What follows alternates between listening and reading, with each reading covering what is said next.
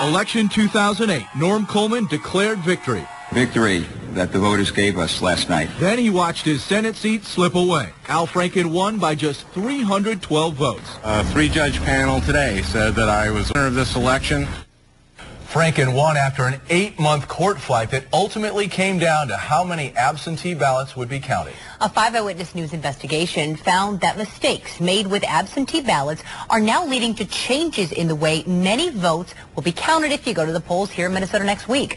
Our Mark Albert has worked on this story for months, and he's here now with the exclusive. Mark? We contacted dozens of cities and counties asking to examine the absentee ballot envelopes from 2008 that were accepted and rejected. It was not easy. Not only did many cities throw up legal roadblocks, one city, Bloomington, even suggested that felony charges could be pursued against us if we reported what we found. Being an election judge is often an exhausting task. We met 3 of them, paid volunteers who work a 16-hour shift every election in Minneapolis. At the end of a long day, election judges statewide are asked to deal with a flood of absentee ballots, nearly 300,000 last year. Out of the dozens of absentee ballots in Margaret Dolan's South Minneapolis precinct, we didn't reject any absentee ballots this last time. Despite their extensive training, these 3 veteran election judges told us they only checked if a voter was registered in that precinct and whether they had already voted. No one told them, they say, to make sure the absentee ballot had all the legal requirements, including a voter's signature, address, and witness. They trusted that election officials at City Hall were making the correct call. We aren't really deeply trained in that, I suppose. You're not deeply trained in how to deal with absentee ballots. Right. Did they tell you to look for a voter's signature on the absentee ballot?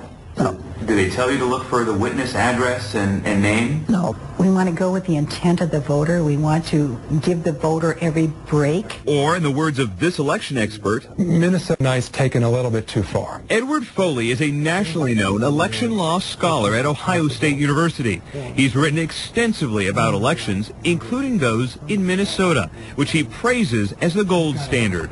Foley found the biggest mistake in 2008 was that some cities strictly followed the law and others apparently did not. In Minnesota, flaws were exposed, mistakes were made. You can't deny that. We contacted 47 villages, cities, and counties in the metro area and looked through thousands of absentee ballot return envelopes.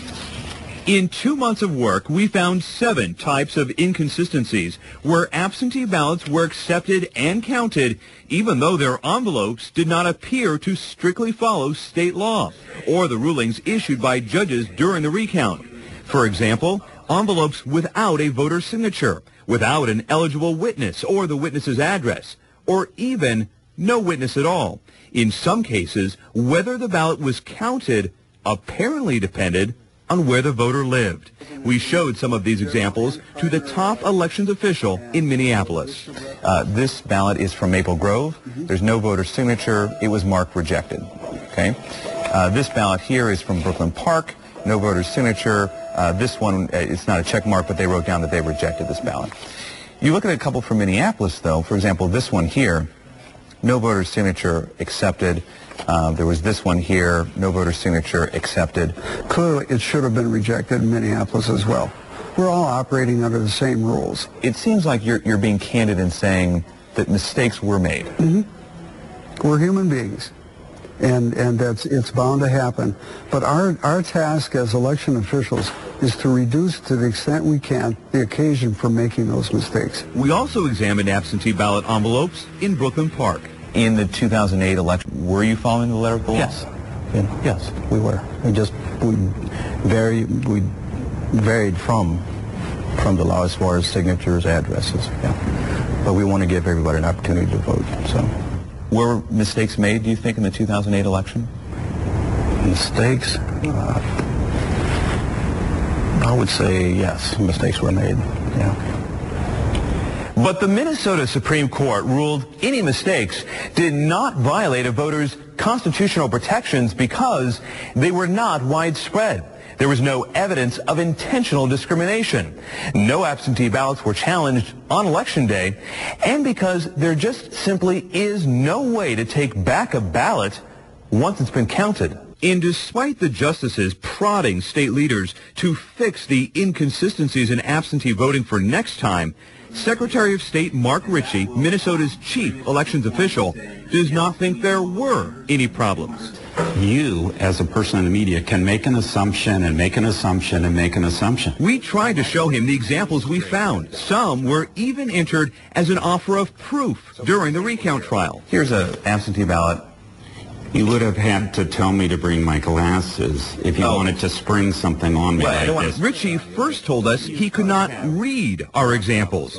Then he said he wouldn't look at photocopies of absentee ballot envelopes. We don't have anything other than people saying it might have happened and millions of dollars worth of investigators and lawyers looking into the whole process, not coming up with a single example. So we don't know. We then told Ritchie what city officials told us about mistakes their cities had made. I agree some of it was missed. We had some accepted in error, some rejected in error.